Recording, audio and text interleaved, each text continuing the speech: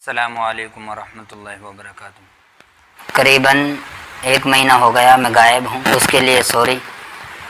مثال کے طور پہ کوئی آدمی نے 4.5 ماشا کی انگوٹھی اپنے ہاتھ میں پہن رکھی ہے تو اس کی نماز ہو جائے گی، یہ جائز ہے۔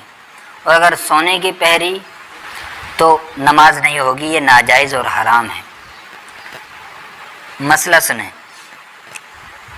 نماز میں سونے چاندی کا استعمال کرنا، مردوں کے لیے نماز وغیرہ میں سونے چاندی کا استعمال کرنا ناجائز اور حرام ہے۔ صرف 4.5 ماشا چاندی کی انگوٹھی پہننے کی گنجائش ہے، سونے کی ناجائز ہے۔